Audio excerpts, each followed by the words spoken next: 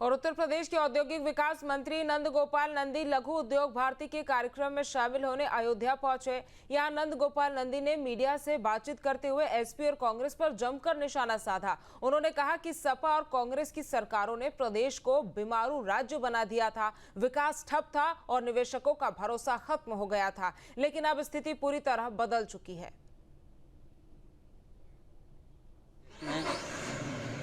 इन 8 सालों में जो बीमारू प्रदेश जिसको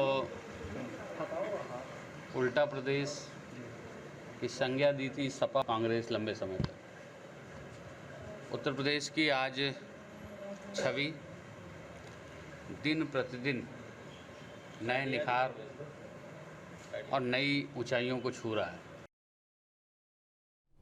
मेरठ पुलिस अपराध और अपराधियों पर लगाम लगाने के लिए लाख दावे कर रही है, लेकिन पुलिस की तमाम कोशिशें नाकाम नजर आ रही है। मेरठ में रोजाना हो रही हत्याएं पुलिस की कार्यशैली पर सवाल उठा रही है। मेरठ में पिछले 11 दिनों में 12 हत्याएं हुई हैं, जिनमें से कई मामलों में हत्या आरोपी पुलिस की गिरफ्त से अब तक दूर हैं। मेरठ पुलिस भले ही शातिर और इनामी बदमाशों के एनकाउंटर्स करने के बाद अपनी पीठ थपथपाती हो, लेकिन बावजूद इसके मेरठ में अपराध कम होने का नाम नहीं ले रहा है। अपराधियों के हौसले बुलंद है। मेरठ में पिछले 11 दिनों में 12 हत्याएं हो चुकी हैं। ये सभी हत्याएं अलग अलग थाना इलाकों में हुई हैं। खास बात यह है कि ये सभी हत्याएं आपसी रंजिश और आपसी विवाद के चलते हुई हैं। आपको बता दें कि मेरठ में अलग अलग थाना इलाकों में कहीं पीट कर, तो कहीं गोली मार कर, तो कहीं गला रेत कर हत्या की वारदातें की जा रही हैं। कई मामले तो ऐसे हैं जिनमें हत्यारोपी अभी भी पुलिस की गिरफ्त से दूर हैं। हापुड़ के थाना हाफिजपुर क्षेत्र में सनसनीखेज मामला सामने आया है। मौलाना ने अपने 13 वर्षीय साले से कुकर्म की और उसके बाद हत्या कर दी। आरोपी ने मौत का कारण गिरना बताकर शव दफना दिया। पत्नी के शक पर परिजनों ने कब्र से शव निकलवाया और पोस्टमार्टम में कुकर्म और हत्या की पुष्टि हुई।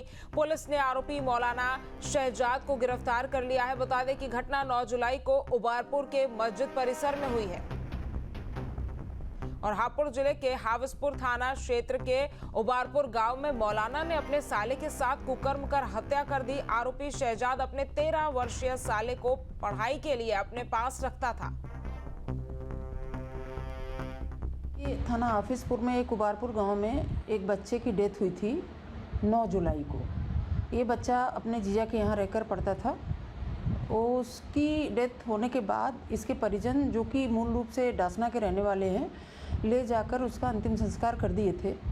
फिर बाद में उनको संदेह हुआ कि इसकी मौत पे कुछ संदिग्धता है, तो उस आधार पर उन्होंने पोस्टमार्टम कराया था, जिसमें इस बच्चे के साथ मारपीट एवं सेक्सुअल असॉल्ट के कुछ तथ्य अंकित किए गए थे, जिसके आधार पर थाना हाफिजपुर में अभियोग पंजीकृत किया गया और अभियुक्त को 115 BNS, 105 BNS और पॉक्सो एक्ट की धाराओं में जेल भेजा गया।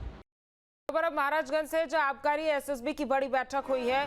मुखबिर की सूचना पर शातिर तस्कर गिरफ्तार कर लिया गया है। एनडीपीसी एक्ट के तहत मामला दर्ज किया गया है। भारत नेपाल सीमा के पास से गिरफ्तारी हुई है। तो महाराजगंज में बता दें कि ये गिरफ्तारी शातिर की हुई है। आबकारी एसएसबी की बड़ी कार्रवाई सामने आई है। मुखबिर की सूचना पर शातिर तस्कर गिरफ्तार हो गया है और एनडीपीसी एक्ट के तहत मामला दर्ज कर लिया गया है। बता दें आपको कि भारत नेपाल सीमा के बीच गिरफ्तारी हुई है। और इसी खबर पर ज्यादा जानकारी के साथ ब्रिजेंद्र पांडे हमारे संवाददाता हमारे साथ जुड़ गए हैं। ब्रिजेंद्र, क्या कुछ जानकारी आपके पास इस पूरे मामले पर, जिस तरह से आबकारी और एसएसबी ने ये बड़ी कार्रवाई को अंजाम दिया है? जी बिल्कुल, बता दें कि ये पहली बार नहीं है कि जब सीमा पर तैनात सुरक्षा एजेंसियों द्वारा जो है धरपकड़ की जाती है, तस्करों पर नकेल कसने की कार्रवाई की जाती है। इससे पहले भी कई बार जो है ब्राउन शुगर और क्या नाम है स्मैक, कई ऐसे नशीले पदार्थ हैं, चाहे वो दवा के रूप में हो, इंजेक्शन के रूप में हो, ये सब कुछ जब नेपाल के रास्ते या गांजा हो, नेपाल के रास्ते जब भारत में किसी भी तरीके से पहुंचाया जाता है, तो किसी न किसी मुखबिर की सूचना से सफलता प्राप्त हो जाती है। और चाहे छोटी बरामदगी हो या फिर बड़ी हो, सीमा पर तैनात जो एजेंसियां हैं वो सतर्कता से उसको पकड़ लेती हैं।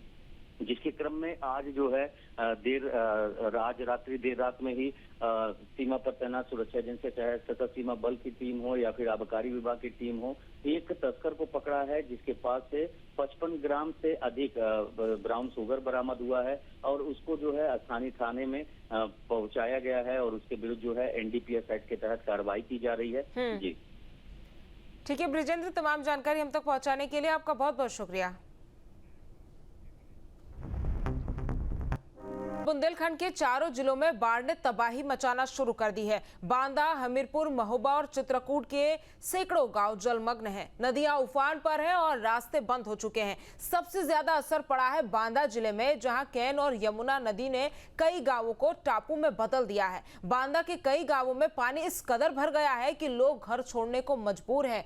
पैलानी और बेबरू तहसील के दर्जनों गांव में पानी भर चुका है। ये लोग मेवाशियों और बच्चों को लेकर ऊंची जगहों की ओर भाग रहे हैं। चित्रकूट के राजापुर के क्षेत्र में यमुना नदी का पानी सड़कों तक पहुंच चुका है। कई रास्ते पूरी तरह जलमग्न हैं। बांदा कानपुर स्टेट हाईवे पर भी बाढ़ का पानी चल रहा है, जिससे यातायात बंद कर दिया गया है।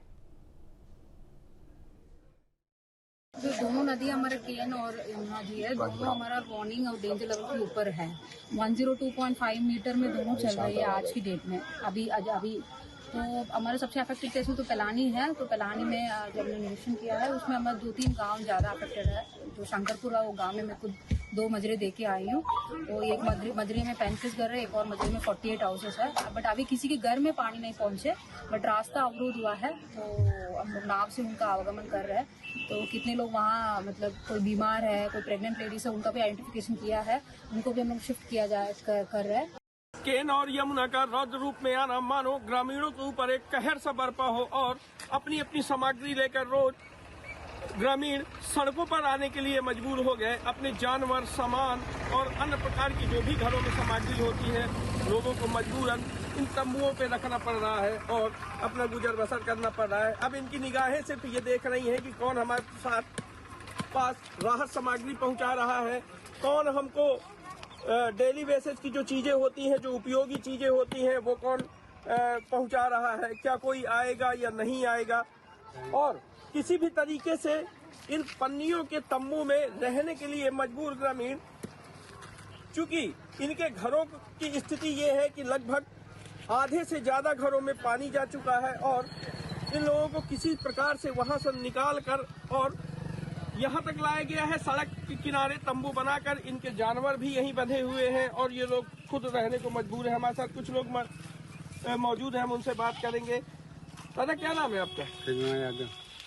कहाँ के रहने वाले हैं आप? सारा बजरंगी डेरा। आप यहाँ क्यों आने को मजबूर हुए, क्यों आए हैं आप? आगे नदिया तो भगाएंगे पानी मार लिया। अच्छा, जो आपके घरों में सामान है उसकी क्या स्थिति है? ठीक है, चढ़ा दिन है जौन है। जहाँ भक्ति है हर शब्द में, कथाओं में छुपे हैं दिव्य रहस्य और ज्योतिष देता है जीवन को दिशा। धर्म से जुड़ी हर बातों को जानने के लिए हमारे चैनल स्तुति को सब्सक्राइब करें।